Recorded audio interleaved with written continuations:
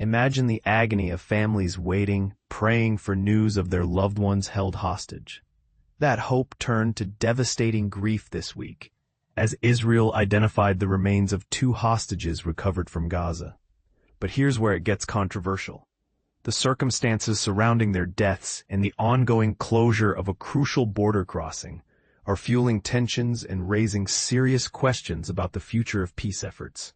In a heartbreaking announcement, Prime Minister Benjamin Netanyahu's office confirmed that the bodies belong to Ronen Engel, a father of 3 from kibbutz Nir Oz, and Sonthaya Oakkharasri, a Thai agricultural worker from kibbutz Be'eri.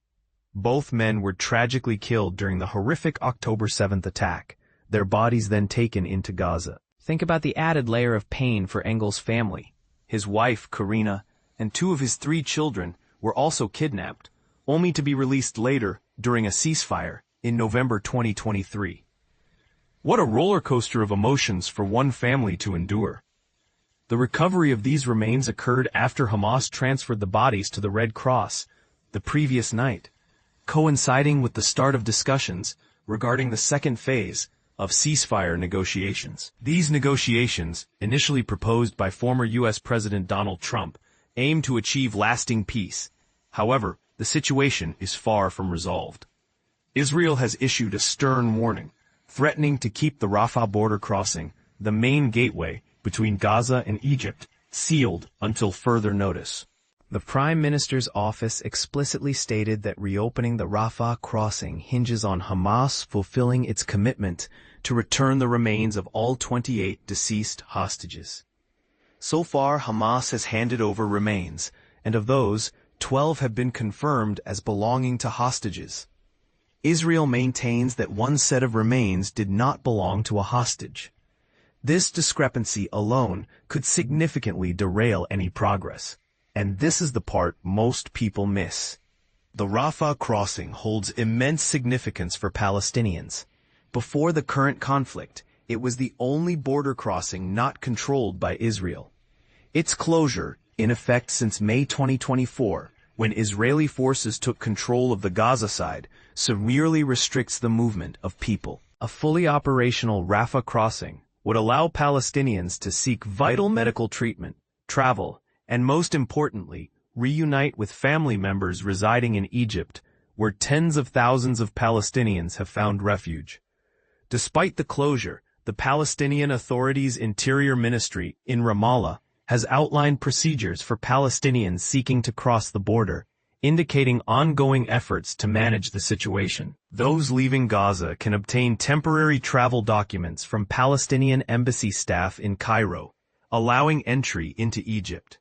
Conversely, Palestinians wanting to enter Gaza must apply for entry documents at the Cairo embassy.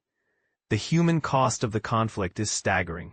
According to the health ministry in Gaza, which is part of the Hamas-run government, over 68,000 Palestinians have been killed. The United Nations and numerous independent experts consider these figures to be a reliable estimate of wartime deaths, although Israel disputes them without providing alternative numbers. The Red Cross reports that thousands more remain missing, adding to the immense suffering. On the other side, Hamas-led militants killed approximately 1,200 people, predominantly civilians, and abducted 251 individuals in the October 7th attack. The event that triggered the devastating war. While ceasefire talks are underway, both sides are trading accusations of violations. Israel alleges that Hamas militants fired upon troops in the Israeli-controlled areas of Rafah, violating the ceasefire lines. Hamas, in turn, accuses Israel of similar violations. Hazem Qasem, a Hamas spokesman, emphasized the need for national consensus in the second phase of negotiations, and stated that Hamas has begun discussions to solidify its positions. According to Trump's plan, the negotiations will include disarming Hamas and the establishment of an internationally backed authority to run Gaza. Qasem reiterated that Hamas will not be part of the ruling authority in a post-war Gaza, proposing a community support committee of Palestinian technocrats to manage day-to-day affairs. But here's where it gets controversial. Hamas also vehemently rejected a U.S. State Department claim about a planned attack against residents of Gaza.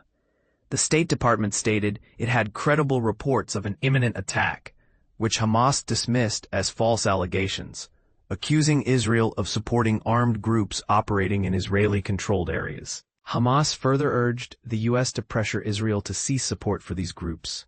In a separate development, Hamas-led fighters clashed with armed groups in eastern Gaza City, accusing them of looting aid and collaborating with Israel. These clashes led to public executions of suspected collaborators, actions that have been widely condemned.